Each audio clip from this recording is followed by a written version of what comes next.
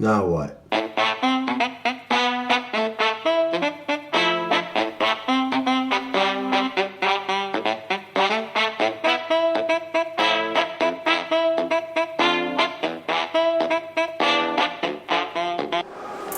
Where better than the antique city where Chanel just introduced their new fashion line, Obama just opened doors to, and a place where you can find the most warm-hearted people in the world.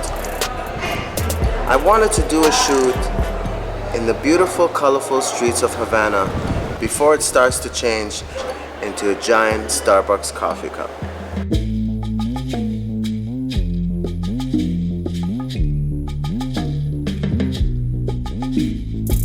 This is the #1 workhorse in the market, and if you don't have one, get it.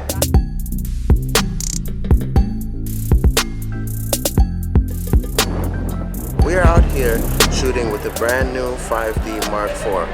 This new camera is going to make you the best photographer in the world. Okay, fine. No camera is actually going to make you a great photographer, but it is my all-around go-to camera.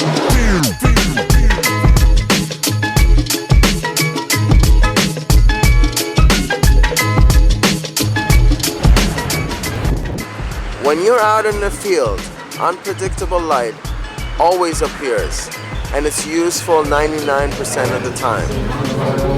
Like I said, sometimes you're in a situation where there's just not enough light and you want to take a shot and you want to use available light.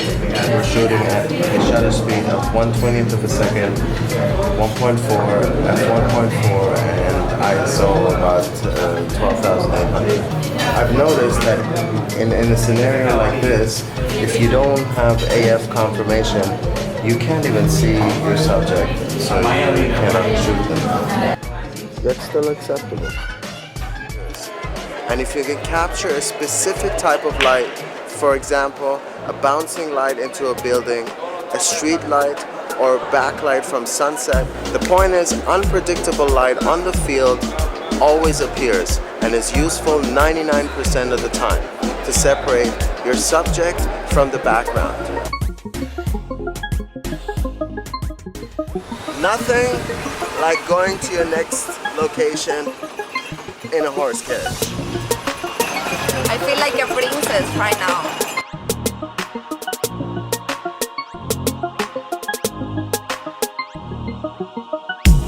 The dynamic range is noticeable compared to the Mark III. Even just from looking at the back of the screen, the colors are way more vibrant. One thing that I have to mention is I'm really impressed with the precise focusing, especially in low light. It's really hard not to nail a shot with this camera. One of my absolutely favorite features on this camera is the new dual pixel autofocus. It isn't like any autofocusing system out there. You can adjust the speed of the follow focus and make it very human-like. It will feel as if you're manually pulling focus by hand.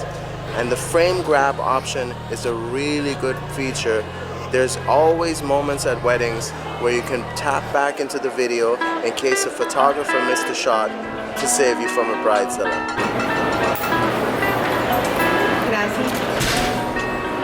You never need anything over 30 megapixels on the field when you're on the go. The larger the files get, the more difficult they are to work with. If you're a landscape shooter, I don't think this would be your go-to camera. I'd suggest something like the 5DS or the 5DSR. If you're a commercial portrait photographer who demands ultra-high resolution and spends most of their time in the studio, this wouldn't be my first choice either.